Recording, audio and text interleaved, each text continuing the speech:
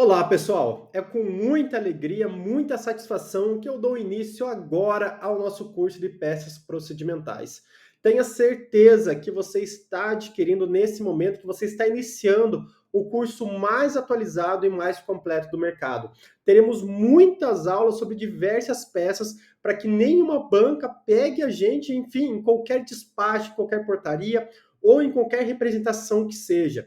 Iremos passar por muitas aulas juntos, muitas mesmo, para você chegar totalmente preparado para a sua prova, seja delegado de Santa Catarina, seja delegado de Pernambuco, seja Distrito Federal, enfim, Polícia Federal, qualquer prova você estará plenamente preparado aqui para gabaritar, tá? O nosso intuito aqui desse curso é gabaritar a peça. Antes, quero trocar uma ideia aqui com vocês. Caso você ainda não me conheça, chegou aqui de paraquedas, não me viu no Instagram ou chegou de qualquer outra forma, meu nome é Lucas Petri, eu sou delegado de polícia aqui no estado do Paraná, fui aprovado também para delegado no concurso de polícia lá do Mato Grosso do Sul, fui empossado lá, inclusive, em ambos os concursos.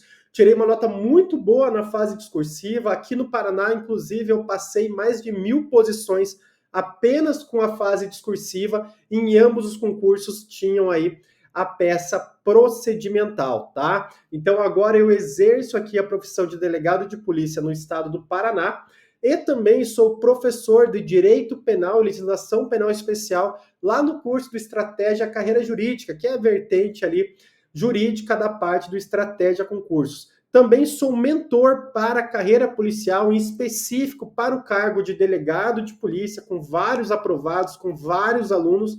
Também faço diversos cursos de simulados exclusivamente para a fase subjetiva e trabalho com recursos para a fase subjetiva. Então já deixei bem claro aqui que eu gosto realmente da fase subjetiva do certame. Por quê? Porque sempre foi a fase que eu fui melhor, sempre foi a fase, enfim, que me fez subir muitas posições e é a fase que é o real jogo de cadeira, tá, pessoal? É nessa fase que, passando a fase objetiva, é nesse momento que você tem ali a possibilidade de angariar muitos pontos para a sua prova e subir várias posições, enfim, ficar dentro dos aprovados realmente, ou também de cair fora, que é o que não queremos que aconteça, certo? Então, por isso que você está aqui nesse curso, para conseguirmos a melhor nota possível na sua peça procedimental. Com certeza irei dar várias dicas também para questões discursivas, mas não é o nosso foco. O nosso foco nesse curso é você tirar a nota máxima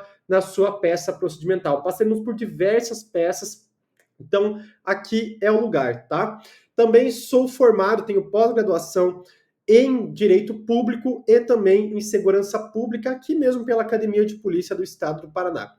Basicamente, né, o meu currículo aqui, falando aqui com vocês, pessoal, então eu tenho bastante experiência na área do concurso público, principalmente aí na fase subjetiva, estudo exclusivamente concursos de delegado de polícia, tá? Então meu foco é concursos de delegado de polícia, e aqui eu quero transmitir tudo que eu sei sobre essa fase essencial para o certame para vocês, tá bem? Pessoal, antes, né, vamos aqui começar com os nossos slides. O nosso curso eu trarei muitos slides aqui para vocês, mas em todos irei escrever juntos, conseguir aqui a minha mesa digitalizadora para escrever, passar o maior número de conteúdo para vocês, escrevendo também, mostrando como se faz uma peça na prática, tá? A nossa primeira aula será uma introdução, também passarei o plano de aula do nosso curso e passarei macete, realmente um macete, para você saber identificar uma peça. Essa nossa aula será mais curta que as demais, porque aqui eu realmente falarei o básico, tá? Isso daqui não está, inclusive, na apostila. Só passarei aqui para vocês tirarem o melhor desde a primeira aula. Estou passando aqui a cereja do bolo para vocês conseguirem identificar a peça procedimental de vocês, tá? Então, aqui o nosso plano de aula, tá? No nosso plano de aula, nós temos essa aula 1, introdução e a identificação de peças. Na nossa aula 2, nós teremos aqui a teoria geral das peças e depois nós começaremos as peças em espécie. Aí nós teremos muita coisa, tá? Teremos prisão preventiva, prisão temporária, busca e apreensão e sequestro, medidas cautelares aqui patrimoniais, infiltração policial, interceptação telefônica e captação ambiental, quebra de sigilo de dados telemáticos, telefônicos. Aqui nós entramos nas partes internas, nas peças administrativas, em portaria, auto de prisão em flagrante. Aqui nós temos também despacho de indiciamento, decisão de medida protetiva de urgência, enfim, o relatório final e, enfim, depois da aula 14 em diante, nós seguimos com mais algumas peças de ação controlada, incidente de insanidade mental, medida cautelar diversa da prisão, exame de identificação criminal, suspensão de habilitação ou direito de dirigir, medida lá do artigo do 13b do CPP e também acesso e extração de dados do aparelho. Pessoal, isso daqui já quero falar com vocês que não é fixo, tá? Nós teremos essas aulas, mas a qualquer momento eu posso adicionar mais alguma peça em espécie aqui para vocês, tá bom? E todas as aulas estão atualizadas com o pacote anticrime, com o juiz das garantias, então vocês vão saber exatamente para quem endereçar a sua peça procedimental, tá? Então vocês terão tudo da forma mais atualizada possível. E se qualquer aula ficar desatualizada, pode ter certeza que em seguida eu já irei gravar outra aqui para você. Lembrando também que você tem acesso a uma apostila integral do curso. Agora ela está sendo liberada, aula por aula. Depois você pode juntar todas e formar uma apostila de peças procedimentais, que eu tenho certeza que ficará melhor que qualquer livro do mercado. Você não precisará adquirir qualquer outro material para você se dar bem aqui na peça procedimental, tá? Basta esse curso e alguns simulados por fora, caso você queira treinar um pouco mais. Recomendo desde já também você fazer provas antigas, ver os espelhos de provas antigas, isso é muito importante na fixação do conteúdo. Então assista as aulas aqui comigo, depois vá fazer provas antigas, simulados de alguém, de algum curso. Inclusive aqui na mentoria nós temos simulados subjetivos para você treinar, tá? Mas aqui eu vou passar o essencial para você gabaritar a sua peça procedimental. Então vamos aqui, deixa eu puxar para o nosso próximo slide, pessoal. Aqui eu tenho que começar falando para vocês qual que é a estrutura básica de uma representação. Por quê? Porque essa será basicamente a sua estrutura na maioria das peças procedimentais. E eu quis trazer isso logo no nosso primeiro slide do conteúdo, porque você vai lidar muito com isso aqui na aula, tá? Nós temos o endereçamento, a qual juízo que vai aí essa sua peça, seja uma prisão preventiva, uma interceptação telefônica, um auto de prisão em flagrante, enfim, qualquer medida de representação que nós podemos ter irá ser endereçada a algum juízo. Nós temos os elementos de referência, aqui o inquérito policial, se já tiver algum inquérito policial instaurado, enfim, se o procedimento ele é sigiloso, o nome das partes, por exemplo, vai aqui também na referência. Temos o preâmbulo, pessoal, todos esses tópicos nós vamos trabalhar pouco a pouco em cada aula, vocês vão cansar de fazer preâmbulos comigo, de fazer endereçamento, referência, enfim, vocês vão cansar de fazer tudo aqui comigo, tá? Aqui só estou dando uma pincelada inicial para você saber como a gente faz aí uma peça procedimental. Nós temos o preâmbulo, aqui no preâmbulo nós falamos sobre o quê?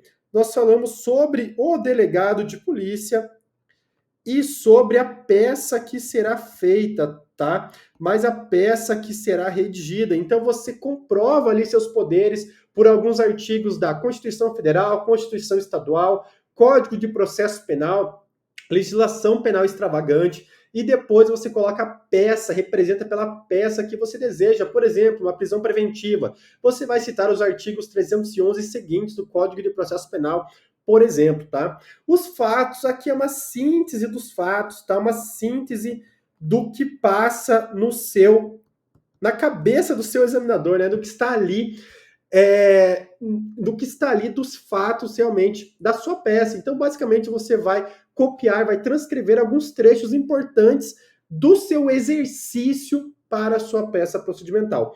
A fundamentação jurídica, nós temos aqui o tópico mais importante, que aqui realmente equivale ao direito. Então, aqui que você vai colocar as teses jurídicas, vai demonstrar o periculum in mora, o periculum libertatis, o fumus commissi delicti e demais aspectos técnicos da sua peça.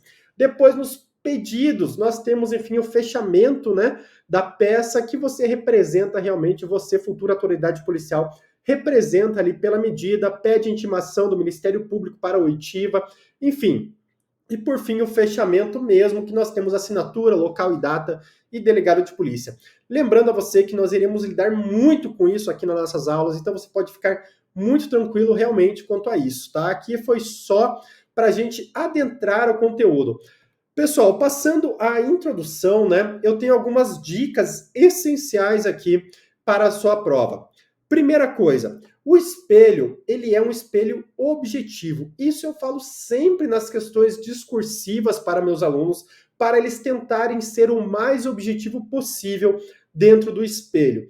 Então, o espelho de uma peça procedimental, ele vai cobrar o endereçamento, ele vai cobrar a referência, ele vai cobrar uma síntese dos fatos, ele vai cobrar todos os artigos possíveis que dão legitimidade ao delegado de polícia, seja ele da Polícia Civil ou da Polícia Federal, aqueles artigos próprios daquela peça procedimental. Então, tanto artigos da Constituição Federal como artigos do Código de Processo Penal ou da legislação penal extravagante, enfim, vai cobrar todo o domínio, todo o conhecimento jurídico do candidato. Mas aqui eu peço para você não fazer uma coisa. Você não pode, mesmo que você seja muito inteligente, saiba muito sobre aquele tópico, você tem que se lembrar que o espelho é objetivo, tá? Então, por exemplo, você vê ali no caso concreto que os agentes portam uma arma de fogo e você entende que não tem naquela tipificação o porte da arma de fogo. Por exemplo, eles utilizaram a arma de fogo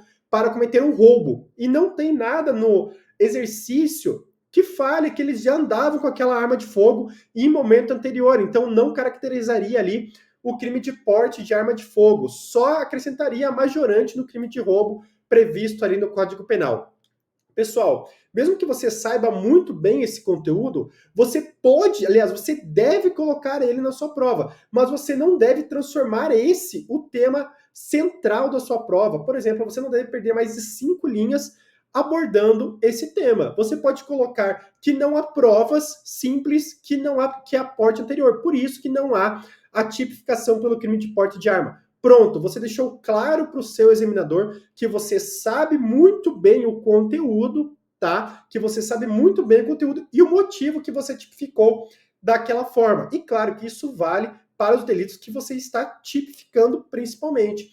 Mas lembre-se que o espelho da prova, ele é sempre muito, muito objetivo. E aqui eu trouxe para vocês o espelho de uma prova do delegado de polícia lá do Amazonas, do ano de 2022, tá? Então, ano de 2022, e aqui é o espelho da peça. No item 1, o que nós temos? Nós temos o endereçamento. Pessoal, já quero dar meu adendo, tá? Que essa prova da FGV, ela foi no mínimo bizarra, né? Ela foi uma representação por condução coercitiva, o que basicamente é a doutrina minoritária adotada pela Defensoria Pública. Mas, enfim, ela trouxe aqui, já adianta a vocês que as provas da FGV, geralmente, elas tentam acertar com o delegado de polícia, mas elas acabam errando. Esperamos que nas próximas provas a FGV acerte nos exercícios, porque eles já cobraram aqui, por exemplo, portaria com prisão preventiva. Então, quem estuda para delegado, quem é delegado de polícia, sabe que a portaria é uma peça interna em que você determina certos atos para seus agentes de polícia, e não que você representa pela prisão preventiva de alguém. Mas ainda assim, lá em Paraíba, a FGV fez essa cobrança, uma cobrança bem bizarra também, errou novamente, tá? E aqui eu venho falar para vocês que nós estaremos preparados também para esse tipo de cobrança. Eu não sou o tipo de professor que vai trazer somente a parte técnica para vocês, que vai colocar que vocês têm que fazer apenas de determinada forma. Por quê? Porque se aparecer uma questão dessa forma, uma portaria com pedido de prisão preventiva, por exemplo, você tem que saber fazer, porque o importante para mim aqui é que você seja delegado de polícia, que você seja aprovado na sua prova, que você acerte a sua peça e tire o máximo de pontos possíveis, que você gabarite a sua peça procedimental. Então aqui eu irei falar, enfim, sobre qualquer peça que tenha probabilidade, possibilidade de cair na sua prova, tá? Mas voltando aqui, só queria alertar você sobre esse espelho da FGV, que ele foi um pouco bizarro, sim, mas temos ali em seguida a qualificação das partes, depois a referência a algumas decisões do STJ e do STF, demonstrando aqui o conhecimento do candidato sobre o reconhecimento pessoal e sobre essa condição coercitiva. Depois, as consequências da observância, como deve ser o rito, lá previsto no reconhecimento pessoal. E, pessoal, pulando aqui um pouco, a necessidade de oitiva do Ministério Público, a impossibilidade do pedido direto de prisão preventiva ou temporária, porque esses são o quê? A última ratio, que a autoridade policial ela não tem capacidade de determinar a condução coercitiva, tá? Isso daqui já deixa um asterisco, que é um caso bem contraditório. Eu, por exemplo, numa peça jamais colocaria isso, mas foi cobrado pela FGV. Depois, o pedido, o local, a data e a assinatura. O que eu quero trazer com essa peça aqui para vocês? Que a banca pode sim inovar de uma forma extrema na prova de vocês, mas que nós estaremos preparados para tudo. Mas mais ainda, que o espelho, pessoal, ele é de forma objetiva. Então você tem que escrever aquilo que você acredita que esteja no espelho. Então aqui no reconhecimento pessoal, por exemplo, seria sim muito importante você trazer o debate que ocorre nas cortes superiores, tá? E se aparecer alguma peça que tem um debate intenso jurisprudencial, você deve trazer isso, mas você não deve esquecer que é uma peça procedimental e não uma questão discursiva. Logo, você não pode perder todas as suas linhas ou a maior parte das suas linhas debatendo teses jurídicas, mas sim representando pela medida em análise, certo? Então levem isso para a prova de vocês. Voltando aqui ao nosso slide, pessoal, isso é muito importante, tá? O convencimento do juiz. Eu não quero, a maioria de vocês, aliás, a grande maioria que estuda para delegado de polícia é ou já foi advogado, certo? Ou já trabalhou, inclusive, no Ministério Público. E eu não quero que você tenha a postura de um advogado ou de um membro do Ministério Público. Por quê? O advogado ou o membro do Ministério Público, ele requer alguma coisa. O advogado está em defesa do seu cliente, certo? Então ele está requerendo alguma coisa. Por isso ele quase implora o juiz por aquela medida. Ele tem um lado. Já o delegado de polícia, pessoal, o que você, doutor, irá fazer quando você se tornar delegado de polícia? Você vai mostrar ao juiz que, de acordo com a lei, de acordo com a jurisprudência e a doutrina, é cabível aquela medida no caso concreto. Então você dá uma sugestão ao juiz, você não requer nada, você representa por alguma coisa. Terá uma peça que nós teremos sim um requerimento, mas será diretamente a uma empresa privada, por exemplo, não passará pelo juiz, tá? Para o juiz, nós temos a representação. O senhor delegado de polícia ou a senhora delegado de polícia, vocês irão representar ao juiz. Eu quero que em toda peça que vocês forem fazer, seja aqui, seja no nossos simulados, seja em qualquer curso de simulado e principalmente na sua peça procedimental lá no dia da sua prova, eu quero que você pense como delegado de polícia, porque é para isso que você está estudando, você está fazendo a prova para delegado de polícia. E olha, que eu geralmente não falo isso para meus alunos em questões discursivas. Por quê? Em questões discursivas, a gente fala, os professores falam que você tem que pensar como um delegado de polícia, mas muitas vezes o pensamento de um delegado de polícia não é aquela doutrina majoritária. Você vai muito mais para o lado da punição do que para o lado da presunção da inocência. E isso está errado. Você tem que adotar a doutrina majoritária e a jurisprudência majoritária na sua prova. O que eu quero que você tenha como pensamento de delegado de polícia na hora de representar, na hora de tipificar o fato criminoso, tá? Você tem que pensar que você estará no seu gabinete, empossado como delegado de polícia, chegou aquele caso para você e você tem que fazer alguma coisa, seja instaurar um inquérito policial, seja representar por alguma medida, ou seja relatar esse inquérito policial, ou seja, que dar fim ao inquérito policial. Então lembre-se, pessoal, você tem que pensar como um delegado de polícia. E isso é muito importante na sua peça procedimental. É de extrema importância na sua peça procedimental, tá? E agora, vamos continuar aqui sobre algumas dicas que não estarão na sua apostila, mas que eu tenho que te falar, tá? Eu tenho que te falar. Eu me sinto na obrigação de nós passarmos por esses tópicos iniciais para depois nós irmos para a teoria geral das peças e, por fim, nós começarmos aí sim, que eu sei que o que vocês mais querem, as peças em espécie. Mas isso daqui vai te ajudar muito na sua prova, tá? Primeira coisa, as linhas. Linhas nas peças procedimentais têm uma vital importância. Eu sei que em qualquer questão discursiva, eu sempre falo para os meus alunos, não pulem linhas, jamais em questão discursiva, né? Muito cuidado na peça procedimental ao pular linhas. Basicamente, a minha dica é qual? Em provas de 60 linhas, você evita pular as linhas, tá? Já de 90 a 120 ou até 150, você consegue sim pular linhas, desde que não seja uma peça com uma dupla representação. Como assim, professor, uma peça com dupla representação? Uma peça que o delegado de polícia, você, candidato, teria que representar por uma prisão temporária, uma prisão ou uma prisão preventiva e uma busca e apreensão ou um sequestro de bens, que é uma prova que já vai te exigir o maior número de linhas para você conseguir ali discorrer sobre todas essas medidas, tá? Então, sendo apenas de uma representação, pule linha sim. Por quê? Porque vai te dar uma identidade visual melhor.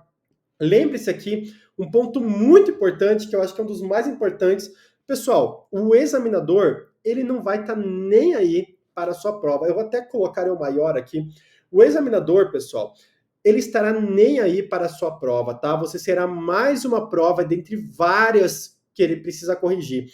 Infelizmente, essa é a verdade. Então, quanto melhor estiver sua prova, mais bem redigida estiver sua prova, a gente já vai entrar em outro ponto ali, que eu irei falar sim sobre o português e sobre a grafia, mas aqui na quantidade de linhas, eu vou dar um exemplo aqui para vocês rapidamente. Deixa eu puxar aqui um quadro branco. Vamos fazer o começo de uma peça procedimental aqui. Primeiramente, nós temos o endereçamento, né? Nós estamos aqui ao douto, por exemplo, né? Juízo da Vara Criminal da comarca de... E aqui nós colocamos a cidade. Pessoal, embaixo disso vai o quê? Vai a referência, né? Vai a referência. A referência nada mais pode ser, por exemplo, o inquérito policial, né? Então aqui nós colocamos inquérito policial número X. Aqui nós podemos colocar também o investigado, tá? Investigado, daí 2 pontos, o investigado X. E depois nós começaremos o quê? O nosso preâmbulo. Então aqui começaria a Polícia Civil, né? Isso daqui a gente vai estudar certinho, né? E aqui a gente vai continuar. Pessoal, caso você tenha a possibilidade, eu sugiro que você pule uma linha aqui, tá? Pule uma linha aqui e pule uma linha aqui. Depois, você só vai pular linha quando você trocar de tópico. Então, você vai colocar ali depois, síntese dos fatos. Você vai pular uma linha antes de síntese dos fatos. Quer ver? Vamos continuar aqui. Vamos continuar essa peça. Deixa eu apagar o que está escrito aqui. Então, aqui nós terminamos o preâmbulo, né? Vamos colocar aqui pelos motivos de fato e de direito que passa a expor. Isso daqui, basicamente, é o fim do nosso preâmbulo, tá? Esse daqui é o fim do nosso preâmbulo. O que você vai fazer aqui? Vai pular uma linha e vai colocar síntese dos fatos, tá? E daí aqui você vai escrever a síntese dos fatos, depois vai pular uma linha, 2, do direito, da fundamentação jurídica, isso daqui a gente vai falar. E assim você vai continuar sua peça. Esse daqui é o modelo ideal para quem for fazer uma peça com mais de 90, 120 linhas que tem apenas uma representação. Por quê? Porque o examinador vai ver a sua prova e ele vai ter vontade de ler o seu espelho. Você não deve dificultar ao examinador. Por quê? Lembre-se que eu acabei de falar. ele não vai ter qualquer vontade em corrigir a sua prova, tá? Ele vai ter que ficar o quê? Buscando as informações para ver se bate com o espelho. Então, tem o endereçamento? Nota. Tem a qualificação? Nota. Representou pela prisão preventiva? Nota. Beleza, cheque aqui no gabarito. E assim vai. Então, quanto melhor você deixar para ele, melhor estruturado você conseguir fazer o seu texto, melhor para a sua nota. Eu mesmo entro com recursos de peças procedimentais e de questões discursivas e é chato, né? Você ter que entrar com um recurso, às vezes contratar um profissional para entrar com um recurso para mostrar que você escreveu aquele quesito que está no espelho em determinada linha. Isso é muito chato, uma situação que você não precisa passar se às vezes você apenas deixar o seu texto mais legível e melhor estruturado. Professor, em caso de 60 linhas, ou a minha letra é muito grande, eu não consigo diminuir, e eu sempre gasto 90 linhas para fazer uma peça. Professor, o que eu faço? Não pula linhas, tá? Você não vai errar por isso. Você não vai errar por isso, tá? Isso não vai tirar nota em regra. Mas, claro, que a sua peça ficará com uma identidade visual mais poluída, e isso pode atrapalhar no momento da correção. Então, vários cursos vão falar para você não pular linha, tá? Não pular nenhuma linha. Mas, pessoal, caso você tenha a linha sobrando, pule sim, tá? Pule sim para deixar o seu texto menos polido. Mas muito cuidado, muita atenção para melhor que você faça um texto sem pular linhas do que falte linhas lá no final, tá? Isso é muito importante. É melhor que sobre linhas ali um pouquinho, tá? Não pode faltar linhas no final do seu texto. Isso não pode. Por quê? Porque você, não deixando linhas entre os textos, você não vai perder nota. É capaz que perca por algum erro do examinador, porque o examinador realmente não está com vontade de ler o seu texto. Mas deixando, por exemplo, de assinar a peça, aí sim você vai perder linha. E jamais escreva no espaço fora da sua peça, tá? Das linhas propostas, porque isso é identificação de peça e provavelmente você será eliminado do seu concurso. Então não escreva fora, tá bom? Vamos seguir aqui então. A próxima dica que eu posso dar para vocês é sobre a caligrafia, né? Pelos mesmos pressupostos que eu já falei com vocês aqui agora sobre a vontade do examinador, imagine você, examinador de uma prova de concurso público, uma fase discursiva, já é delegado, já está há 30 anos ali na função, ou é professor de português, já trabalha há 30 anos com concurso público, tem ali 1000 provas para corrigir naquele dia. Pessoal, o examinador não vai ter vontade alguma de corrigir a sua prova. O que ele quer? Ele quer te dar nota, mas ele quer que seja fácil te dar nota. Agora, ele pega uma prova, vê uma caligrafia tremenda, horrorosa ali. Pessoal, isso desanima qualquer pessoa. Se coloque na posição desse examinador. Qual é a vontade dele de ler o seu texto, de atribuir uma nota decente para você? Ele não vai fazer esforço para entender a sua letra. Professor, mas a minha letra é horrível mesmo, e eu perco muito tempo para fazer uma letra bonita. Pessoal, você vai ter que perder esse tempo. Você tem que fazer uma letra bonita. Teste letra cursiva, teste letra de forma. Eu mesmo, a minha letra cursiva é muito feia. Eu comecei a utilizar a letra de forma na minha prova, mas muito cuidado com a letra de forma. Por quê? Porque você tem que diferenciar maiúsculo do minúsculo. Isso tem que ficar bem claro. Senão você vai acabar perdendo nota por não conseguir diferenciar. Mesma coisa os acentos. Tem que ficar bem claros na sua prova para você não perder nota pelo português, que é o nosso próximo item. Você tem que utilizar a norma culta. Você tem que ter uma coesão no seu texto. Você tem que saber usar os conectivos corretos. Inclusive, eu irei disponibilizar para vocês um material apenas com os conectivos que você deve utilizar na sua prova, que podem te ajudar, dando ideia de adição, de contraposição. Aí você escolhe o que achar mais adequado, o que você preferir realmente, que você gostar mais para fazer o seu texto, e você leva isso para a vida, na sua peça procedimental, na sua questão discursiva.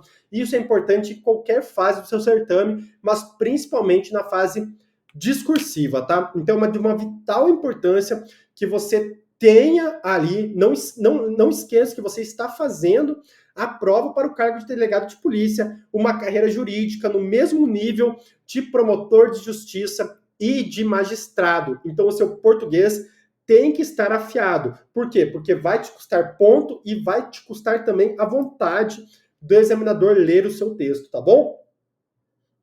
E aqui, pessoal, é de uma vital importância, tá? Eu não sei nem quanto dizer que é importante, por quê? Porque eu faço aqui vários recursos para provas e tem recurso que a letra do aluno tá tão ruim que é difícil fazer o recurso. Aí imagina para o examinador conseguir ainda tirar algo daquela questão. Se já é difícil para mim, né, para eu conseguir ali tirar alguma coisa para o recurso, imagina o examinador que tem 500 provas para corrigir.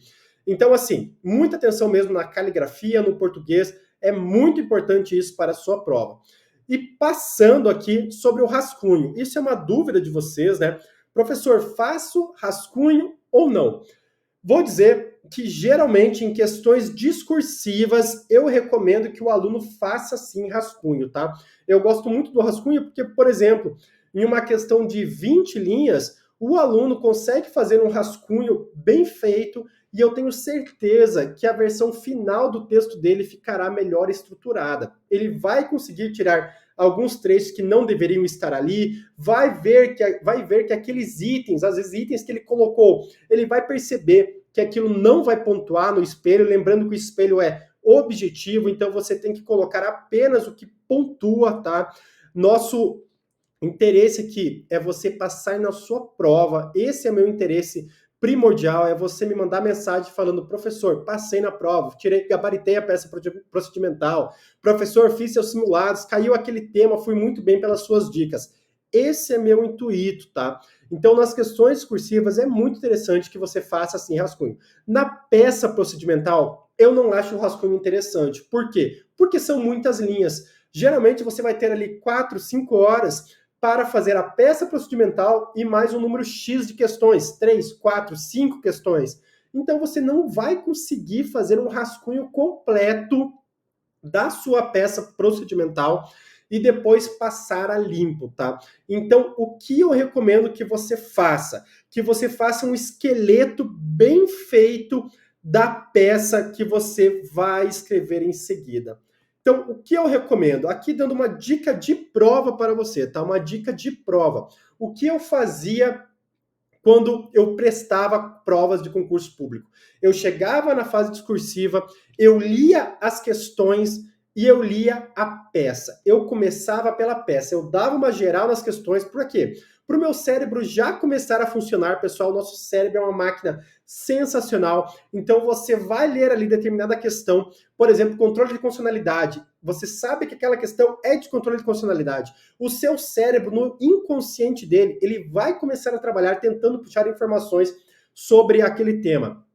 Em seguida, vai para a peça procedimental, identifica a peça, leia a peça no mínimo 3 vezes, vai grifando tudo que for importante, tá? Tudo que for importante. Qualquer dado, qualquer momento da investigação, qualquer número, qualquer bem móvel, imóvel, qualquer número de telefone, qualquer coisa que seja importante para a sua peça, você vai grifando. Faça isso 3 vezes para identificar a sua peça. Identificada a peça, o que você vai fazer? Você vai pegar o rascunho da sua peça procedimental e você vai montar o esqueleto dela, tá? Você vai montar o esqueleto dela. Vou mostrar aqui um exemplo de rascunho que deve ser feito. Por exemplo, você notou que trata-se ali de um homicídio qualificado e a peça é uma prisão temporária, por exemplo. Tá apenas dando um exemplo aqui, é uma peça, uma prisão temporária por imprescindibilidade da continuação do inquérito policial para a investigação policial e é um homicídio qualificado. O que você vai fazer? Você vai pegar ali e vai começar pelo endereçamento. Então você vai chegar e vai fazer exatamente dessa forma aqui na sua peça. Qual que é o endereçamento? Eu sei aqui que é ao douto juízo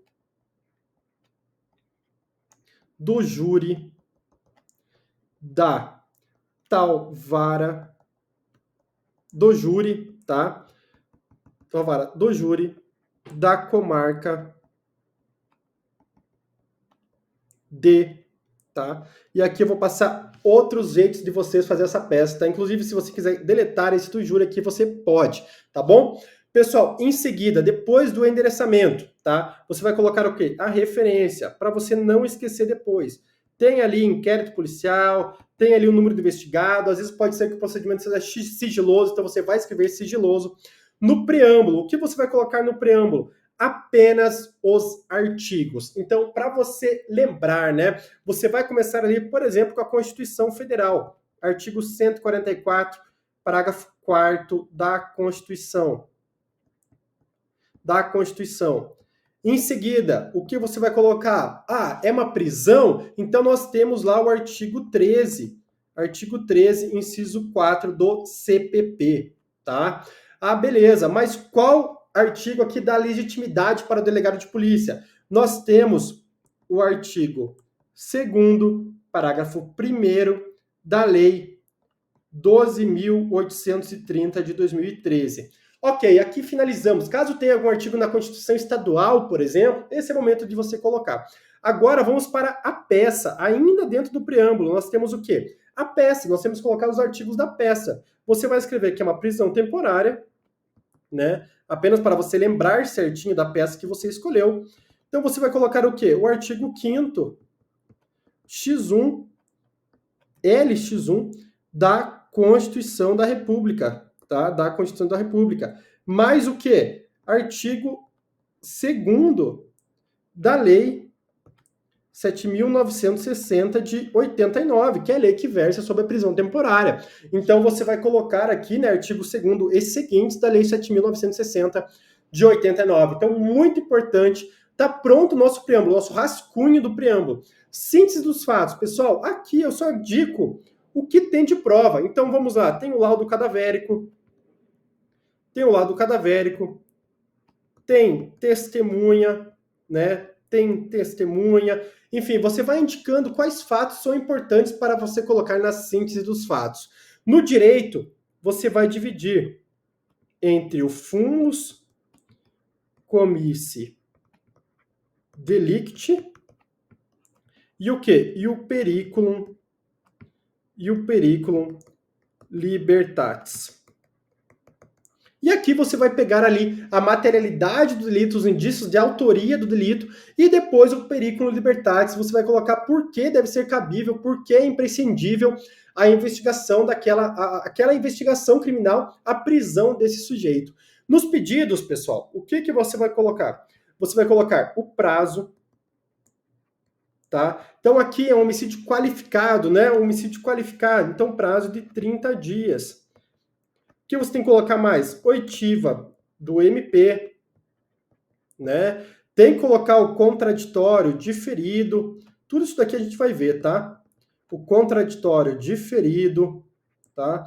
Pessoal, então você tem que colocar todas essas informações relevantes para a sua peça. Fez isso, fez esse esqueleto, você já vai para as questões discursivas tranquilo, que você já identificou sua peça, já colocou todos os artigos ali necessários para a sua peça, já colocou prazo, lembrou do MP, lembrou do contraditório deferido. Tem mais algumas coisas importantes aqui do direito, por exemplo, a contemporaneidade dos fatos, né?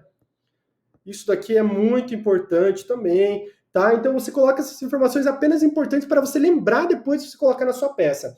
Acabou isso, vai para as questões. Faz as questões, passa elas a limpo, depois volta para a peça. Aí você lê o enunciado novamente, tá? Lê o enunciado novamente, vai ver, realmente é uma prisão temporária, não cabe preventiva aqui nesse caso, realmente não tem bens a serem apreendidos, então é uma prisão temporária. Beleza, você vai lá e faz a sua peça tranquilo, tá? Então essa é a minha dica, que você faça um rascunho da sua peça.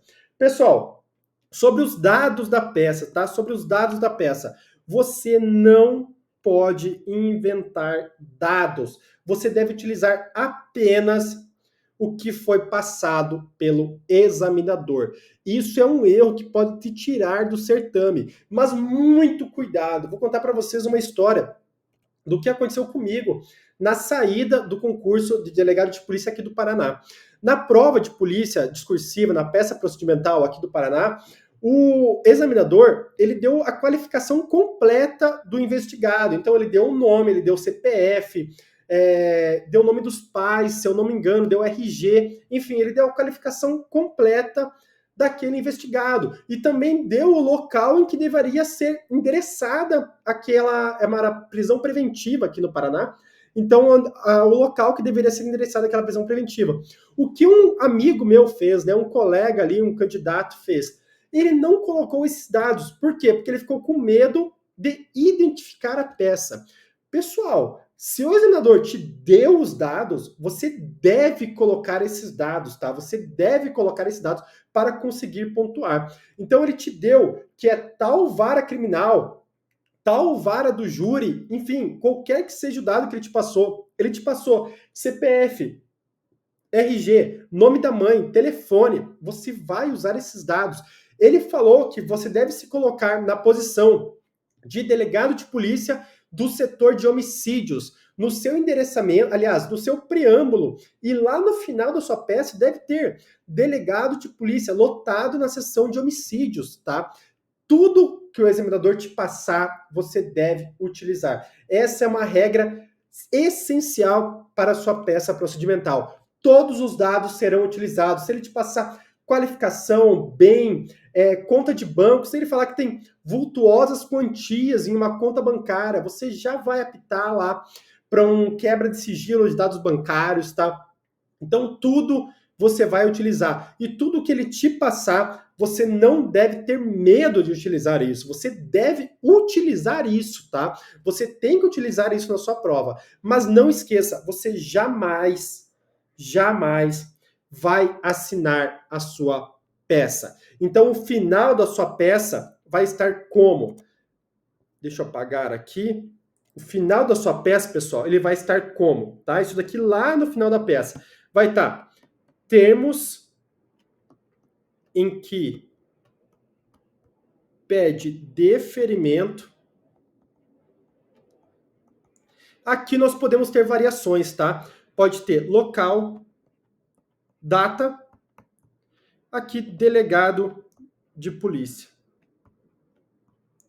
Lembre-se, delegado de polícia é o pronome neutro da nossa língua, então você não vai colocar delegada de polícia, tá? Nesse momento, você irá colocar delegado de polícia. Professor, pode mudar alguma coisa aqui? Pode. Por exemplo, ele te dá o local e fala no enunciado para você utilizar esse local e para você colocar na data a data fim do inquérito policial. Então você tem que saber as datas lá do Código de Processo Penal, por exemplo, 10 dias ou 30 dias, se o investigado estiver solto, para colocar essa data ali na data do enunciado. Se ele falar que você é delegado lotado no setor de homicídios, você vai colocar aqui, delegado de polícia, setor de homicídios. Não tem nenhum problema de você fazer isso se o examinador te dar essa informação, desde que ele te passe essa informação. Senão, nós teremos aqui o básico, tá? Esse daqui é o básico. Temos que pede deferimento, local, data, delegado de polícia. Esse é o básico e que estará na maioria aí das suas provas, tá bom? Vamos voltar aqui. Agora, pessoal, nós entraremos, tá? Passamos aqui toda essa parte introdutória, muito importante para a sua peça. Leve isso para a sua vida de concurseiro, tá? Tudo que foi passado até aqui para você, leve o rascunho, a grafia, enfim, toda essa contextualização inicial. Agora nós passaremos ao quê? Como identificar peças. Professor, mas eu nem vi nenhuma peça, né? Eu nem passei pela teoria geral das peças, que vai ser na aula 2. Você já está me falando para identificar uma peça? Sim. Por quê? Porque a partir de agora nós iremos estudar todas as peças. E eu quero que você leve isso desde o começo, sabe? Então, aquela pessoa que está começando a estudar peças, ou você que já estudou peças antes, pessoal, veja isso daqui para você não errar mais nenhuma peça, para você saber identificar uma peça, porque às vezes o aluno tem muito conteúdo, mas tem dificuldade para identificar a peça. E se você errar a peça procedimental, olha, a chance de você tirar 0 nessa peça, ou pontuar muito pouco, né? Acertar apenas o endereçamento, o final, enfim, muito pouco mesmo, é grande, é enorme. Então, muita atenção aqui.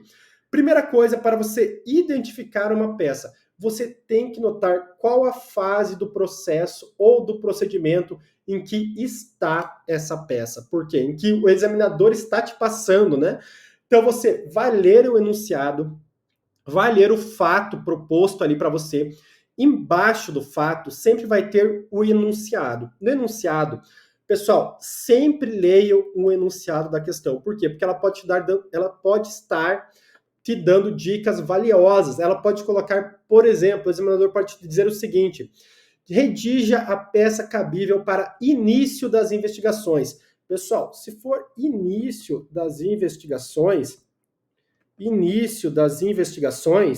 o que você vai pensar? Tá iniciando. O que eu vou pedir aqui? O que eu vou fazer? Uma portaria ou um auto de prisão em flagrante delito, que são as peças que inauguram o inquérito policial, tá? São as peças que inauguram o inquérito policial.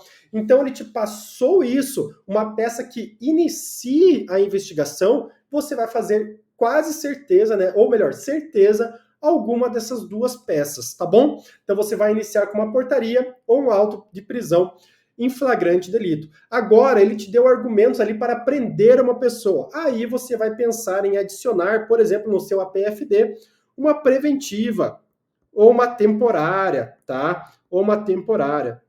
Lembre-se que eu falei para vocês que a portaria ela é uma peça interna, que em regra não caberia prisão preventiva. Nós vamos brigar com a banca, nós teremos peças, nós teremos estudo da peça de portaria, por isso que eu não vou me alongar muito aqui. Mas, pessoal, caso você faça uma portaria e te dá indícios ali de uma prisão preventiva, você vai fazer uma preventiva dentro da portaria, porque o intuito é você passar para delegado de polícia, tá? Uma das melhores coisas que eu vi na minha preparação foi o seguinte: eu posso até discordar de alguns pontos jurisprudenciais e doutrinários, mas deixa para você falar isso para o mundo depois. Agora, como concurseiro, a única coisa que você tem que fazer é concordar com a doutrina, com a jurisprudência majoritária, infelizmente, com a banca. Então, se a banca está falando para você fazer isso, você vai fazer isso. Depois que você passar para delegado de polícia, aí, enfim, outros 500, você nunca vai fazer isso na sua atividade fim. Mas agora, no concurso, você vai fazer para se tornar delegado de polícia, tá bom? Então, o que adianta? Você vai lá, faz uma portaria, não faz o pedido de prisão. Depois, o que vai adiantar? Você vai sair reclamando no Instagram, no Twitter, em Telegram, vai ficar reclamando disso, vai entrar com recurso, não vai ganhar nota e não vai passar no cargo de delegado de polícia. Já aquela outra pessoa que engoliu em seco ali, né? Não acredito que a banca tá me pedindo uma portaria com prisão preventiva, mas fez. Vai reclamar? Vai, mas passou para o cargo de delegado de polícia, tá? Então, muita atenção nisso. Então, o início das investigações, nós vamos pensar aqui numa portaria ou de um auto de prisão em flagrante delito, podendo ter alguma medida cautelar pessoal ou patrimonial junto. Já no meio da investigação, tá? No meio da investigação, pessoal, aqui geralmente nós vamos pensar em o quê? Nas representações, né? Nas representações, que é o que a gente já começou a estudar um pouco na aula de hoje. Então nós vamos pensar nas representações, vamos pensar em quebra de dados, em quebra de ERM, interpretação, em captação, em ação controlada, enfim, em tudo que a gente possa aí representar para a autoridade judicial, tá? Então, geralmente, no meio das investigações, o examinador vai te passar, redige a peça cabível para a continuidade das investigações, né? Ou ele coloca ainda as medidas cautelares cabíveis para a continuidade ou para o caso concreto. Aí a gente dá uma dica que serão duas medidas, certo? Se tiver ali as medidas, é uma dica boa que serão duas medidas a serem aplicadas no caso concreto. Então, muita atenção no enunciado. E se for no final, né? Se for no final, nós temos o relatório. Tá? Nós temos o relatório, nós iremos estudar muito sobre o relatório, mas ele pode ser apenas conclusivo, ele pode ser também junto com o despacho de indiciamento, e ele também pode vir com algum pedido de prisão preventiva, porque prisão temporária não cabe mais, já que está dando fim à investigação policial. Então seria um pedido de prisão preventiva, tá? Então atenção, mas caso seja no final das investigações, você pode apenas relatar ali o inquérito policial com algum pedido ou não, ou com indiciamento ou não, tá? Então é muita atenção que você preste atenção em qual fase do processo que está falando, que tem ali no caso e principalmente no enunciado, o que o enunciado fala para você. Então, a primeira coisa aqui é você saber a fase do processo. Agora, a segunda coisa, pessoal, você tem que saber, tá? A tipificação do delito. A tipificação é essencial para o delegado de polícia. Eu diria que assim é o que nós mais fazemos no dia a dia é você tipificar algum delito. E você conseguindo tipificar, aí vem diversas coisas, né? Primeira coisa já é o endereçamento. É o endereçamento. Por quê? Porque, pessoal, se for um crime de violência doméstica e familiar contra a mulher, por exemplo, vai para o juizado da violência doméstica e familiar. Se for um crime eleitoral, vai para a circunscrição eleitoral, a zona eleitoral, melhor falando. Se for um crime contra a vida, já vai para o júri. Se for um crime comum, já vai para uma vara comum criminal, seja ela federal ou estadual.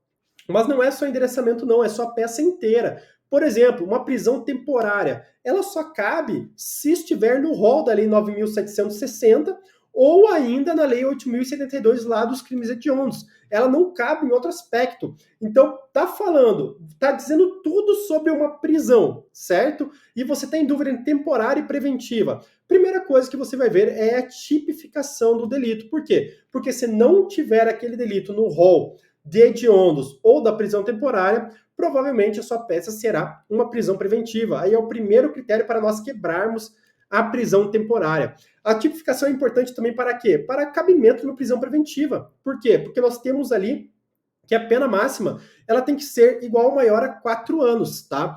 E isso é um requisito previsto lá no artigo 313 do Código de Processo Penal. Então você tem que ter muito cuidado com isso. Quer mais o que com a tipificação? Vou passar aqui para o próximo slide.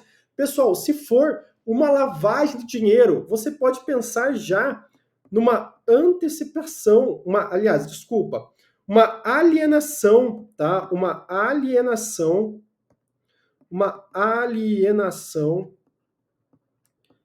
antecipada dos bens, tá? Se for um tráfico de drogas ou uma organização criminosa, por exemplo, você pode pensar no quê? Numa ação controlada.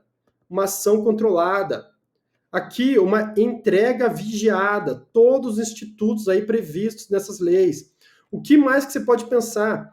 Numa infiltração de agentes. Uma infiltração de agentes.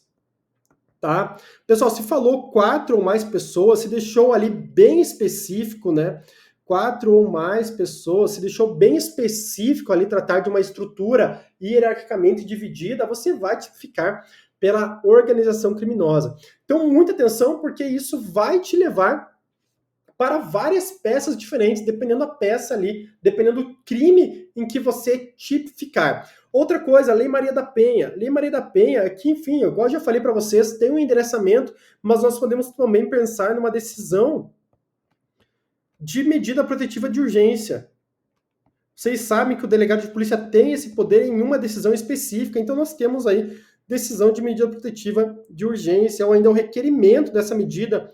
A autoridade judicial, por exemplo, nós podemos pensar em tanta coisa aqui, né?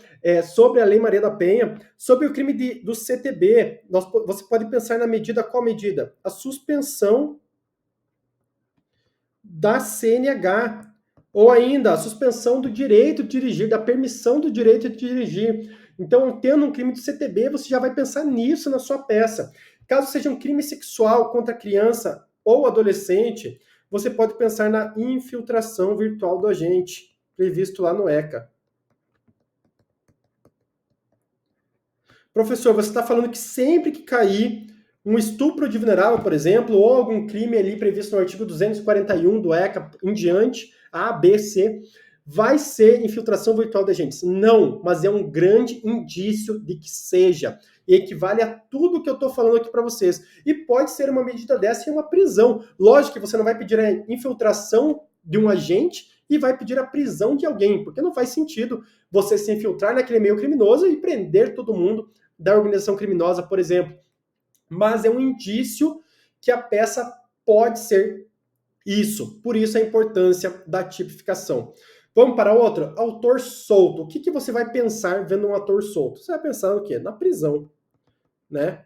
Você vai pensar na prisão. Não tenha medo de prender as pessoas, tá? Você vai pensar aqui diretamente na prisão. E, pessoal, Como diferenciar preventiva de temporária. Primeiramente, você vai ver se esses delitos estão no rol da Lei 8.132 ou da Lei 9.760. Por quê? Porque se estiverem no rol dessas leis, é possível, tá? É possível que seja uma prisão temporária. Eu vou colocar bem claro aqui, que é possível que seja uma prisão temporária, tá?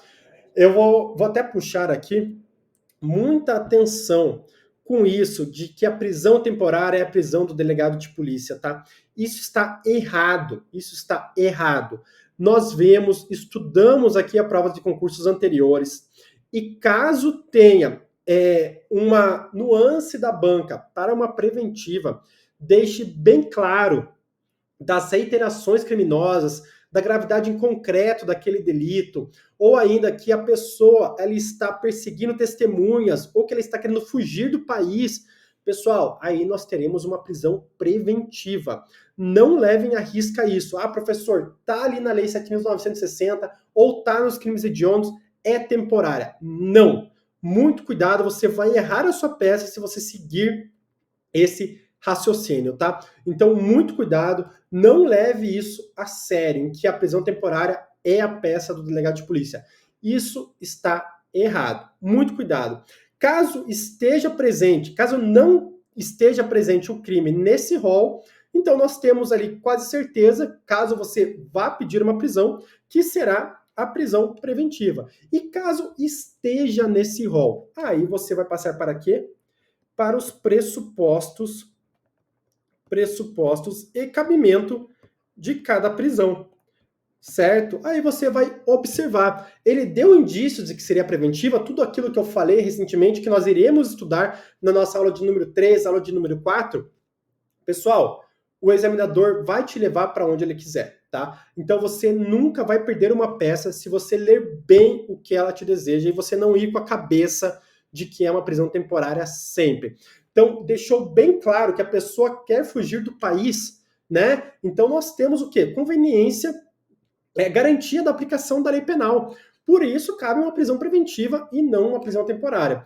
O problema é quando não deixa claro o que quer. E, para mim, quando não deixa claro o que quer e está presente no rol da 8.072 e do 7.960, aí temos a imprescindibilidade de investigação policial. Aí sim nós temos o cabimento da temporária.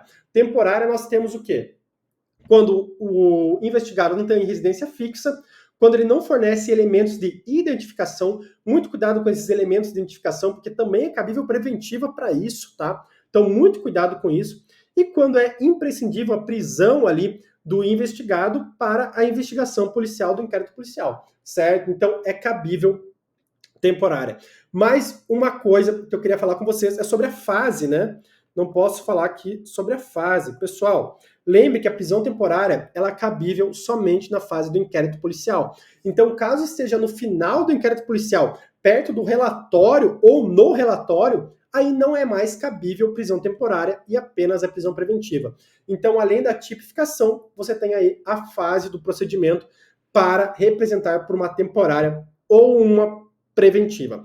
Tá certo? Então, passamos isso daqui, a gente vai estudar muito ainda. Armas ou instrumentos do crime. Você tem que se perguntar, você tem que ver ali se tem armas ou instrumentos do crime. Por quê? Porque vai te levar a uma busca e apreensão. Caso tenha arma ou instrumento, nós teremos uma busca e apreensão, previsto lá no artigo 240. Mais tarde, nós iremos trabalhar as alíneas do artigo 240, não é o momento agora, mas saiba que pode ser ali arma e instrumento, é busca e apreensão. Pessoal, bens imóveis será necessariamente um sequestro, tá? Bens móveis nós podemos ter tanto busca e apreensão como sequestro. E aí, professor, agora me confundiu, peço busca e apreensão ou sequestro. Se for a arma utilizada, instrumento do crime ou produto do crime, você vai pedir a busca e apreensão. Se for bem móvel, proveito ou provento do crime, você vai pedir o sequestro. Então, o agente foi lá, furtou uma moto, certo? Furtou uma moto. A moto é o produto do crime. Você vai pedir a busca e apreensão daquela moto.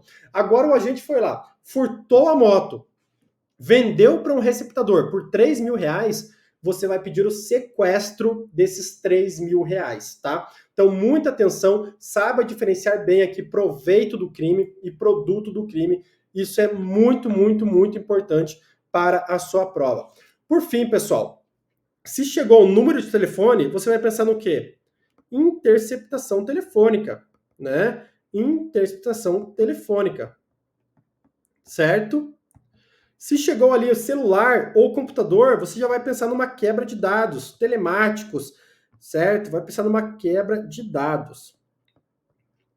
Tá bom? Muita atenção a isso, até numa busca e apreensão, quem sabe. Mas muita atenção a esses pedidos. Na interpretação nós temos o que também? A quebra de herb, da estação radiobase.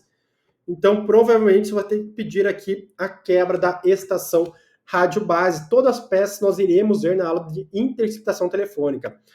Pessoal, contas bancárias, você vai pensar também no quê? Na quebra, né? Na quebra de sigilo bancário. Na quebra de sigilo bancário, tá? Testemunha ameaçada. Aqui você vai pensar em duas peças, você deve pensar em duas peças.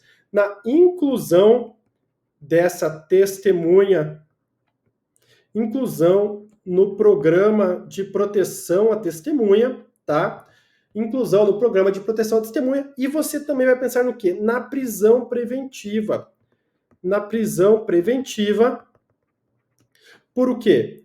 Pela garantia, né? Pela garantia da instrução criminal, né? Pela aplicabilidade aí, pela garantia da instrução criminal, tá? Então você pode pensar aqui numa prisão preventiva, tá bom, pessoal?